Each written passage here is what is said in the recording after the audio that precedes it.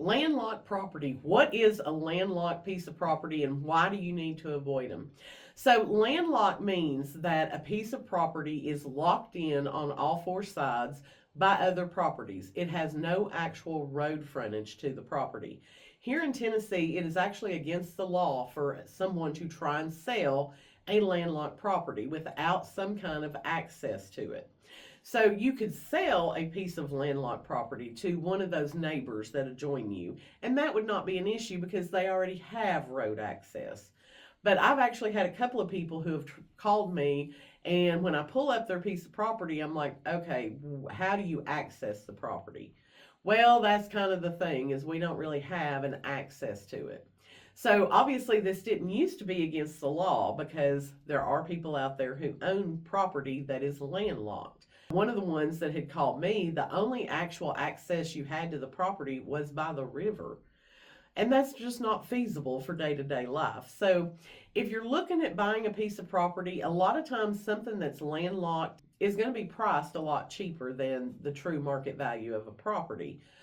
Normally, a realtor's not going to have these listed. You may see them online as a for sale by owner or something because a lot of people don't know that they're not allowed to do that. What I would encourage you to do is if you see a piece of property online and you're trying to negotiate with the seller, pull up the aerial map. So either go to the Tennessee Property Data Assessment site or use one of the hunting apps like Onyx Hunt. That's what I use. It's going to show you what the property boundaries are. If you're not seeing actual road frontage and you ask that person, well, how do you access the property? Do you have a written easement? Do you have a right-of-way agreement with a neighbor?